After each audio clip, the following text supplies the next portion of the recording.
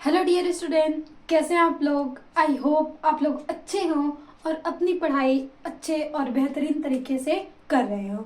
तो आज हम आपके साथ एक बेहद ही इम्पोर्टेंट सेशंस के साथ मिल रहे हैं, क्योंकि देखिए हमने जब फिजिक्स पूरे बुक के फिर जो हमारी फिजिक्स है क्लास 12 की सभी इम्पोर्टेंट टॉपिक का एक लेक्चर में हमने बनाया था नोट्स की कितने इम्पोर्टेंट टॉपिक हैं जो कि हमें भूल कर भी उसे छोड़ना नहीं है, क्योंकि अगर हम उतना पढ़ लेते हैं तो हम एक अच्छी परसेंटेज ला सकते हैं। और उसके साथ साथ अगर हम न्यूमेरिकल प्रैक्टिस कर ले तो अच्छे से अच्छा हम बेस्ट स्कोर कर सकते हैं। तो बहुत सारे स्टूडेंट्स का कमेंट्स था कि मैम प्लीज़ केमिस्ट्री का भी ऐसा जो भी इम्पोर्टेंट टॉपिक है उसको लाइए। तो आज हम उसी को डिस्कस करेंगे कि केमिस्ट्री में कौन कौन से ऐसे महत्वपूर्ण टॉपिक हैं जिसे हमें पढ़ ले तो हम एक अच्छा स्कोर कर सके। तो आज हम उसे देखेंगे। देखिए केमिस्ट्री में कुल 10 चैप्टर ही है और मतलब ये बोर्ड्स ने बहुत शॉर्ट कर दिया है। केमिस्ट्री में बहुत सारे चैप्टर्स को हटा दिया है और कुछ चैप्टर्स में से कुछ टॉपिक्स को हटा दिया है। तो केमिस्ट्री अब पहले की अपेक्षा बहुत ही शॉर्ट हो चुकी है। तो देखिए इसमें केमिस्ट्री को हम 3 भागों में पढ़ते हैं, फिजिकल केमिस्ट्री और inorganic chemistry and organic chemistry. तो देखिए जो आपकी फिजिकल होती है, फिजिकल और प्लस इनऑर्गेनिक और उसके बाद ऑर्गेनिक ये होती है। तो जो आपके पास फिजिकल और इनऑर्गेनिक होती है ये 50% का एवरेज रखती है और ऑर्गेनिक अकेले ही 50% का वेटेज रखती है, क्योंकि 2 पार्ट में भी है। अगर हम एनसीईआरटी की बात करें तो 2 पार्ट में एनसीईआरटी आती है, एक में पहले फिजिकल फिर उसके बाद इनऑर्गेनिक और ऑर्गेनिक की एक सेपरेट पार्ट 2 बुक आती है। तो ऑर्गेनिक से बहुत सारे क्वेश्चन आते हैं, इसलिए ऑर्गेनिक 50% का अकेले वेटेज रखती है। तो इसमें देखिए कितना आसान है। जो फिजिकल है इसमें आपके मिल जाएंगे 3 चैप्टर और इनऑर्गेनिक में आपको मिल जाएंगे 2 चैप्टर। और इसमें जो पहला चैप्टर है वो है बिलियन सॉल्यूशन और जो दूसरा चैप्टर है वो है इलेक्ट्रिसिटी से है विद्युत रसायन, हम बोले तो इलेक्ट्रोकेमिस्ट्री। और तीसरा चैप्टर है रासायनिक बलगति।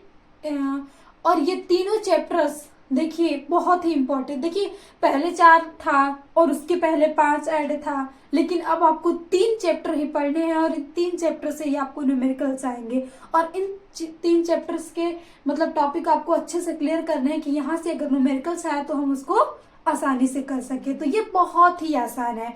और बिलियन इलेक्ट्रोकेमिस्ट्री और बहुत सारे लेक्चर भी इस चैनल पे अवेलेबल हैं फुल के। और हम फिर इसके बाद शॉर्ट में देखेंगे कि मतलब कितने इंपॉर्टेंट टॉपिक हैं कि एक वीडियो द्वारा ये जो आज हम बताएंगे टॉपिक उसको क्लियर भी करेंगे। लेकिन आपको अगर विस्तार से पढ़ना है तो प्लीज आप चैनल पे विजिट कीजिएगा और वहां से सॉल्यूशन का प्लेलिस्ट खोलिएगा, वो मिल जाएगा आपके पास जो भी इम्पोर्टेंट टॉपिक होगा पूरे चैप्टर का। तो आइए हम आज स्टार्ट करते हैं कि कितने इम्पोर्टेंट हैं।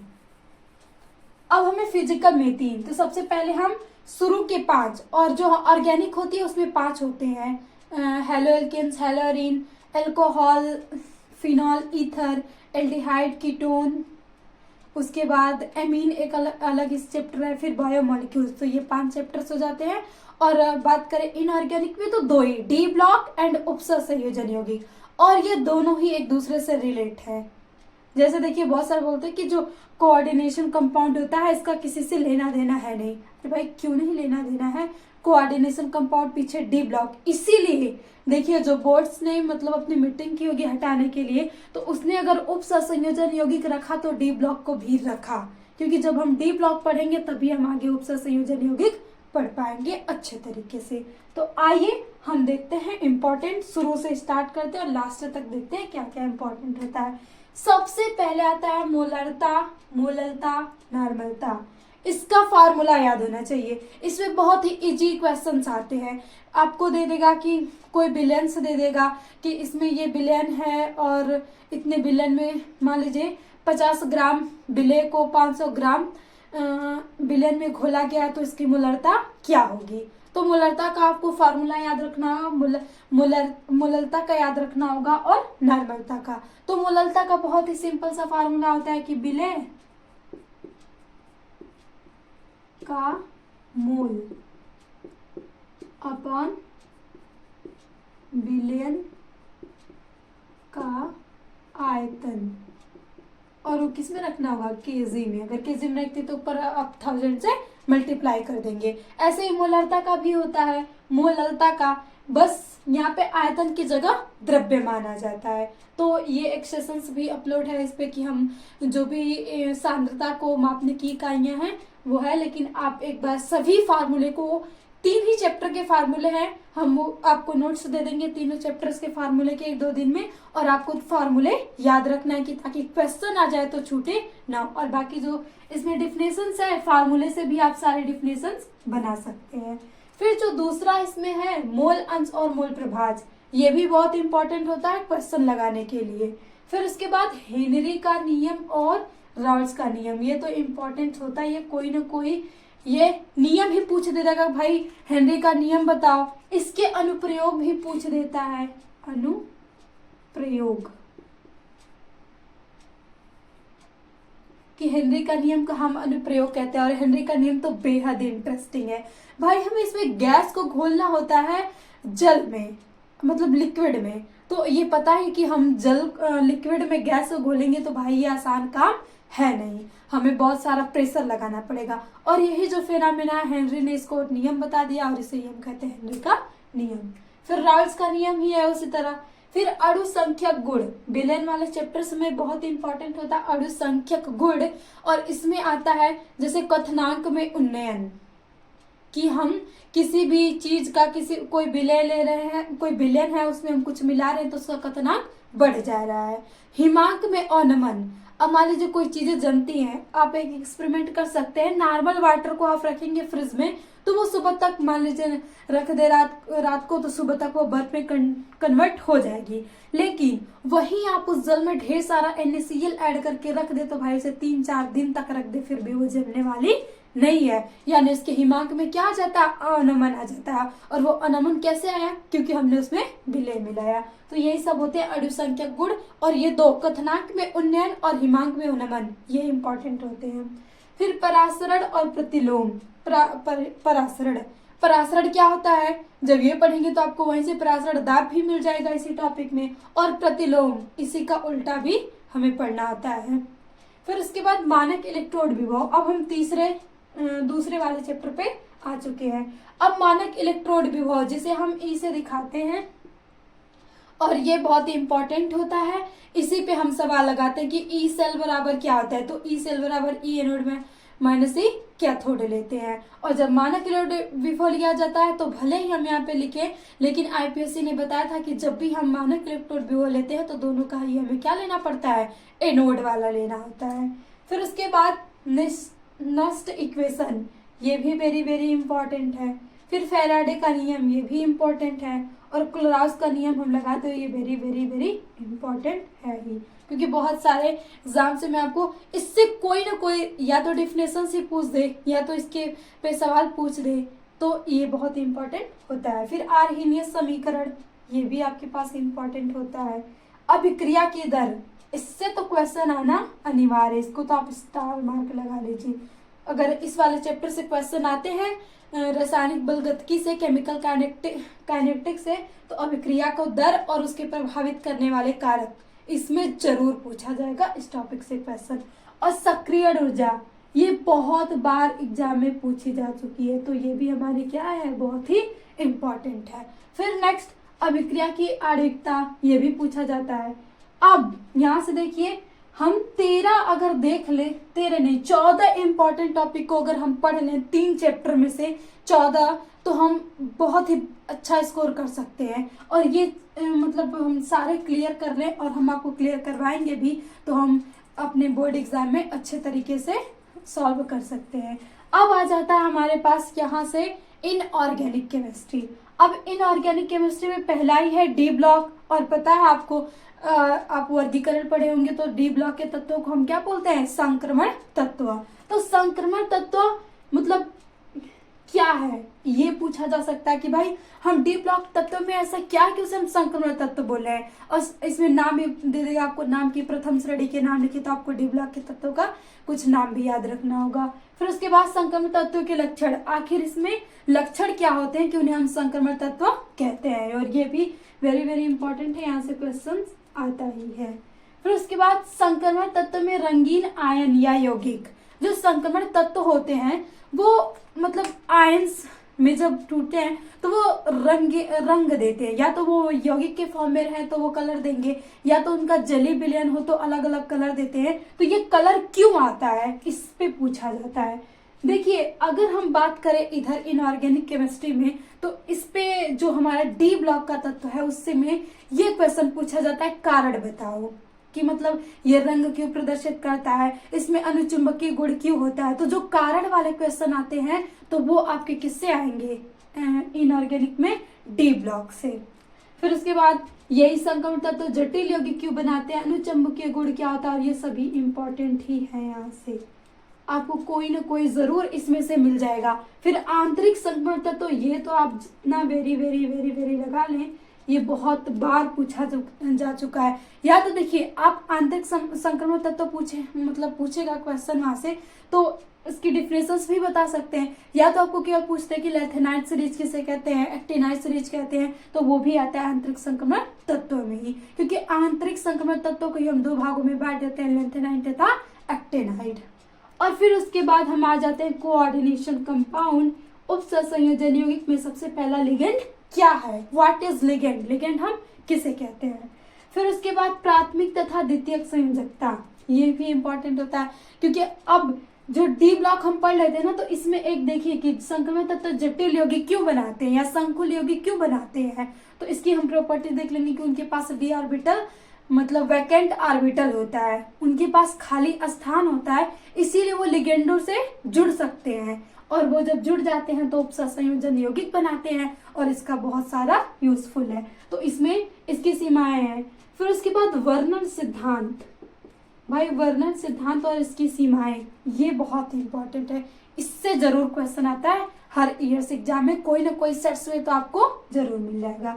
फिर उसके बाद बीबीटी तथा सीएफटी थियरीज, यहाँ से कोई ना कोई थियरीज आपको पूछेगी, बैलेंस बॉन्ड थियरी या क्रिस्टल फील्ड थियरी। तो बैलेंस बॉन्ड पता ही चल रहा है कि हम इसमें आबंध के बारे में पढ़ेंगे, और क्रिस्टल फील्ड थियरी में कुछ कमियां रह जाती हैं, जैसे हमारी बैलेंस बॉन्ड थियरी की अष्टफलकीय और चतुष्फलकीय संरचनाओं में मतलब विभेद नहीं बता पाती है कि मतलब जो संकरण होता है वो किस प्रकार से आ रहा है, और इसमें प्रबल और दुर्बल लिगेंड क्यों मतलब कैसे भरे जाएंगे, तो ये सब क्लियर नहीं हो पाता है बीबीटी से, तो हम सीएफटी में पढ़ते हैं, और बहुत ही इंटरेस्टिंग है, और इसके लेक्चर्स ऑलरेडी चैनल पे अपलोड हैं, आप एक प्लेलिस्ट बनी हुई है कोऑर्डिनेशन कंपाउंड, उस पर जाके देख सकते हैं।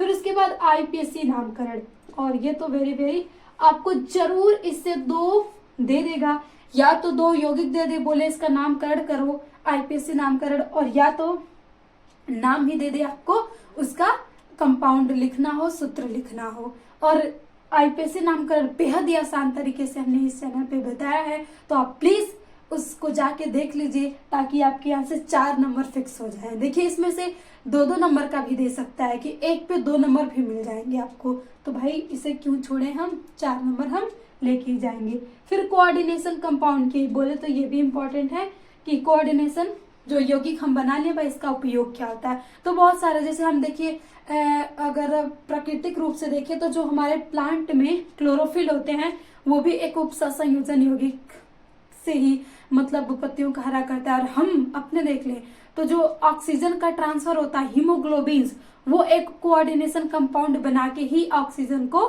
हमारे शरीर में ट्रांसफर करता है, क्योंकि उसमें भी जो Fe होता है वो 4 ऑक्सीजन से जुड़ के फिर उसके बाद हमारे मतलब ब्लड में ऑक्सीजनेटेड ब्लड को ट्रांसफर करवाता है हर जगह। तो ये प्राकृतिक है, और बहुत सारे चीजें बनाने में केमिकल्स में हम यूज करते हैं कोऑर्डिनेशन कंपाउंड का। अब देखिए हमने 5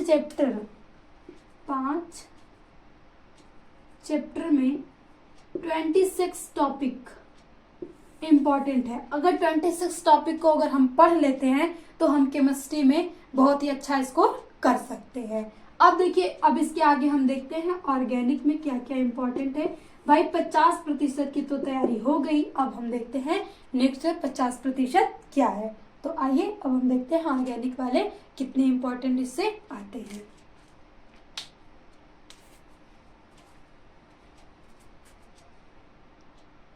अब हम आगे का फिजिकल्स और इनऑर्गेनिक वाले जो 5 चैप्टर से उसका तो हमने देख लिया इंपॉर्टेंट टॉपिक। अब जो ऑर्गेनिक है, जो कि अकेले ही 50% का वेटेज रखती है, और इसमें भी कुल मिला के 5 चैप्टर ही है। पहला haloalkanes, haloarenes, alcohol, phenol, ether, aldehyde, ketone, carboxylic acid, amine तथा बायोमोलिक्यूल्स, ये 5 चैप्टर है। देखिए पहले कुछ और भी था, जैसे कि बहुलक और रसायन विज्ञान का उपयोग था दैनिक जीवन में, तो ये 2 चैप्टर हटा दिया गया है ऑर्गेनिक से। बाकी आपको 5 चैप्टर पढ़ना है इसमें। तो आइए इस 5 चैप्टर में हम क्या इंपॉर्टेंट टॉपिक है उसे देखते हैं। पहला जो इंपॉर्टेंट हम देखे पहले हेलोकेन्स और हेलोरिन से, तो SN1 तथा SN2 अभिक्रिया में अंतर, ये बेहद ही इंपॉर्टेंट है, वेरी वेरी इंपॉर्टेंट होता है। बहुत बार इसमें अंतर पूछा जाता है, तो अगर आप पढ़े हैं तो सही है। एक बार तो हम और रिवीजन करवाएंगे, लेकिन आप अभी पढ़ना चाहते हैं तो प्लीज चैनल्स पे जाके आप सर्च कीजिएगा SN1 और SN2 में अंतर, तो आपको लेक्चर मिल जाएगा।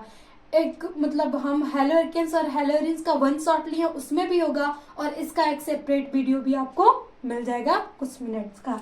फिर उसके बाद हेलोकेन्स एवं हेलोरिन्स की बंध की प्रकृति, देखिए ये बहुत ही इंपॉर्टेंट होता है। यहाँ से इसमें बंध की प्रकृति पूछा जाता है, जैसे पूछा जाएगा कि एलिलिक कार्बन्स क्या होता है, बेंजोइक कार्बन्स क्या होता है, तो वो C और X यानी हाइड्रोजन और हेलोजन्स के बीच बंध की प्रकृति के आधार पे ही हम बताते हैं। तो उनकी प्रकृति पूछी जाती है कि एलिलिक, बेंजोइक ये क्या होते हैं, इनसे पूछा जाता है। फिर इसके बाद इसमें जो हम पढ़ लेते हैं निर्माण के बाद हेलोकेन्स का, तो इसमें निर्माण आता है DDT और ये क्लोरोफॉर्म, इसका उपयोग पूछा जाता है। जैसे DDT का निर्माण देखिए, ये हुआ था ना कि कीटनाशक के रूप में इसका उपयोग हम करते हैं, मच्छरों को मारने में बहुत ही ये अच्छी थी, लेकिन इसको बैन कर दिया गया, क्योंकि ये हम मच्छर तो मर जाते थे इसे, जैसे बहुत मर ही जाते थे, लेकिन इसका मतलब विघटन नहीं हो पाता था अच्छे तरीके से। अगर हम नालियों में डालें तो नालियों से ये मतलब पानियों में जाता था, जैसे तालाब, पोखरों या नदी के पानी में जाता था, जिसके कारण वहाँ की जो मछलियाँ थी उन पे दुष्प्रभाव पड़ता था। तो इस वजह से DDT के निर्माण मतलब छिड़काव से बैन लगा गया। तो सबसे पहले अमेरिका ने बैन कर दिया, फिर भारत में भी बैन हो ही गया। फिर उसके बाद क्लोरोफॉर्म, मान लीजिए किसी को किडनैप आपको करना है, तो कुछ आप देखे होंगे मूवी में, भाई रुमाल्स पे कुछ लगाया और रुमाल्स को लगाते ही वो बेहोश हो गया। भाई ऐसा क्या उस रुमाल में लगाया उसने, तो वो कुछ नहीं, क्लोरोफॉर्म लगाता है, और क्लोरोफॉर्म का उपयोग हम निश्चेतक के रूप में करते हैं। इन दोनों का उपयोग पूछा जाता है। फिर बहुत इंपॉर्टेंट है, कोई ना कोई आपको जरूर यहाँ से या तो DDT का उपयोग पूछा जाए या तो क्लोरोफॉर्म का उपयोग पूछा जाए। कार्बन टेट्राक्लोराइड का भी कभी कभी पूछ देता है, लेकिन ये दोनों इंपॉर्टेंट है। फिर एल्कोहल का निर्माण, भौतिक तथा रासायनिक गुण, ये भी पूछता है। देखिए हम जब इनऑर्गेनिक का डिस्कशन कर रहे थे तो उसमें हमने बताया था कि जैसे रीजंस पूछता कि ऐसा क्यों है, ऐसा मतलब क्या, मतलब क्यों क्या, ये जो क्वेश्चन मार्क आता है ये D ब्लॉक में आता था। और ऑर्गेनिक में अगर हम देखें तो एल्कोहल वाले चैप्टर्स में पूछा जाएगा रीजन से, ऐसा क्यों हो रहा है, ऐसा क्या कारण है कि ये इस तरह का रीजन दे रहा है, तो वो हमारा एल्कोहल वाला टॉपिक रखता है। तो इसका निर्माण और भौतिक गुण तथा रासायनिक गुण आपको बेहद ही अच्छे तरीके से समझना है। फिर ल्यूकास परीक्षण वेरी वेरी इंपॉर्टेंट होता है ये, इस पे 100% मतलब कहा जाए तो हर ईयर किसी न किसी सेट में ल्यूकास परीक्षण पे क्वेश्चन पूछ दिया जाता है। फिर उसके बाद फिनॉल के रासायनिक गुण, फिनॉल जो है इसी में इसके रासायनिक गुण पूछा जाता है। और ये बहुत ही, एक बार आप फर्स्ट चैप्टर पढ़ लेंगे ना तो फिर उसके बाद आपको रासायनिक अभिक्रिया ऐसे लगेगा कि बार बार रिवाइज हो रही है, और एक बार आप इस चैनल पे 1 शॉट लेवल उसको देख लेंगे तो फिर आपकी बहुत सारी प्रॉब्लम सॉल्व हो जाएगी। फिर उसके बाद ईथर का निर्माण, देखिए ईथर का हम उपयोग बहुत करते हैं, तो जैसे शुष्क ईथर का उपयोग किया बहुत सारी रासायनिक अभिक्रिया में, तो इसका निर्माण और इसके भौतिक गुण और रासायनिक गुण बेहद इंपॉर्टेंट होता है, इस पर आपको ध्यान देना है। फिर एल्डिहाइड कीटोन कार्बोक्सिलिक अम्ल के रासायनिक गुण। एल्डिहाइड CHO को कहते हैं, कीटोन को हम ये कहते हैं और कार्बोक्सिलिक एसिड को ये कहते हैं। तो इनके रासायनिक गुण होते हैं, जैसे दीदी सैलिसिलिक अम्ल का निर्माण कीजिए, फिर एल्डिहाइड में सिनेमिल एल्डिहाइड का निर्माण कीजिए, तो ये सब आते हैं इसी में और इसके रासायनिक गुण बेहद ही इंपॉर्टेंट होते हैं। फिर एमीन का जो निर्माण होता है कि एमीन का हम निर्माण कैसे करते हैं, उसके लिए आपको 1-2 रिएक्शंस याद रखनी होगी, पूछा ही जरूर जाता है।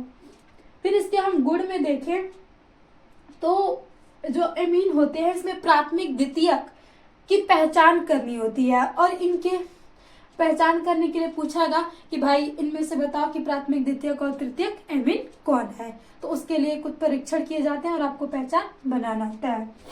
फिर इसी में नेक्स्ट आता है डायज़ोनियम सॉल्ट, और ये बेहद ही इंपॉर्टेंट होता है कि डायज़ोनियम सॉल्ट क्या होता है, क्योंकि इसका उपयोग हम फर्स्ट चैप्टर से ही शुरू करते हैं कि डायज़ोनियम सॉल्ट से बनाया हैलोअल्केन्स, फिर फिनॉल, फिर इस तरीके से हम बार बार यूज करते हैं, तो डायज़ोनियम सॉल्ट बेहद ही इंपॉर्टेंट हो जाता है और आपको इसकी अभिक्रिया बहुत अच्छे से याद होगी।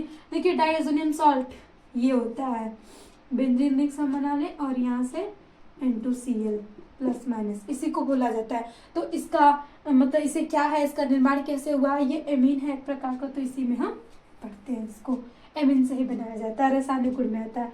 फिर हम बात बायोमोलिक्यूल्स पे आ जाए तो न्यूक्लिक अम्ल क्या है।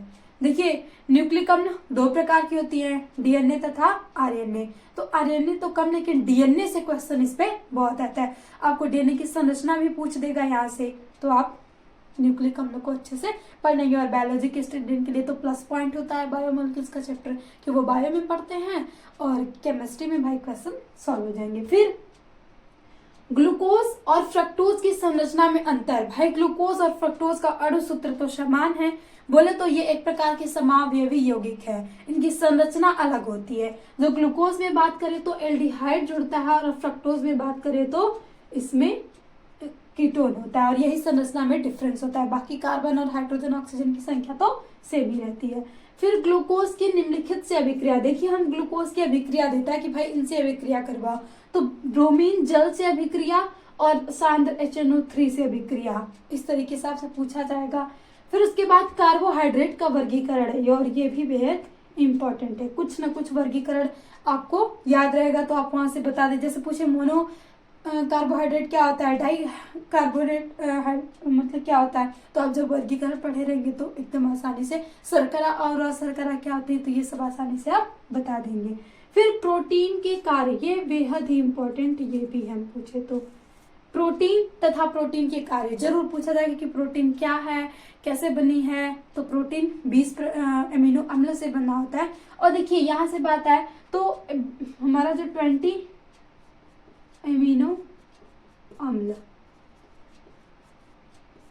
यहां से जो 10 में भाग जाता है तो 10 अनावश्यक में आता है और 10 होता है आवश्यक में, क्योंकि जो 10 होता है ना वो हमारा शरीर खुद ही बॉडी बना लेता है और 10 हमें लेना पड़ता है अमीनो एसिड बाहर पोषक तत्वों से, हम अच्छे मतलब हेल्दी फूड खा के। तो ये भी आपसे पूछा जाता है, ये निर्माण में आ जाएगा। और इस प्रकार कभी पूछ देता है कि आवश्यक अमीन क्या है, अनावश्यक अमीन क्या है, और 20 अमीनो अम्ल इसमें से क्षारीय, और ये भी इसमें अमीनो अम्ल से क्वेश्चन पूछा जाता है। फिर इसके बाद प्रोटीन का हम पूछे तो विकृतीकरण, और ये बहुत ही बार देखा गया है, प्रोटीन का विकृतीकरण क्या है इसे बताइए। फिर टालन अभिकर्मक, ये भी हम बात करें तो ये भी आई ही है। फिर अब देखिए ये जो 2 टॉपिक है ये आपको अभी बहुत सारे इस पे अभिक्रिया करवा दी गई हैं और लास्ट में इन 2 टॉपिक पे हम बहुत ही ज्यादा फोकस करेंगे, नेमिंग रिएक्शन और क्या होता है जब, क्योंकि बोर्ड्स यूपी बोर्ड्स के एग्जाम में क्या होता है जब, इसका एग्जामिनर्स को एक अलग ही प्यार रहता है भाई, वो 1-2 रिएक्शन तो जरूर दे देगा कि क्या होता है जब, और कुछ नेमिंग रिएक्शन दे देगा। तो हम जब ये सारा क्लियर करते हैं ना तो कुछ ना कुछ नेमिंग रिएक्शन तो आ ही जाएगी निर्माण में, और बाकी हम अलग से इन दोनों पे लेक्चर ले लेंगे। जो जो इम्पोर्टेंट नेमिंग रिएक्शंस होगी उन्हें हम एक बार देख लेंगे, और क्या होता है जब इसकी सीरीज तो बनी ही है, और नेमिंग रिएक्शन का एक 1 शॉट बहुत ही जल्द आपको देखने को मिलेगा। जितनी भी नेमिंग रिएक्शंस हैं आपको बता दिया जाएगा और उसमें से कुछ भी याद रहे तो आप बोर्ड में अच्छे से अपना स्कोर कर सकते हैं। और भाई पास तो सभी हो जाएंगे, बस क्योंकि इतने दिन से पढ़े हैं तो वो वेस्ट नहीं जाना चाहिए। पास तो हो ही जाएंगे भाई, पास में क्या रखा है भाई, पास फेल बहुत सारी टेंशन हो जाती है। अब पास ही नहीं, हमें एक अच्छा स्कोर लाना है, बेस्ट स्कोर लाना है, ताकि हम सबसे कह सकें कि हाँ मेरे इतने नंबर आए हैं। हमें नंबर बताते वक्त अपना सर ऊंचा रहना कि नीचे हो।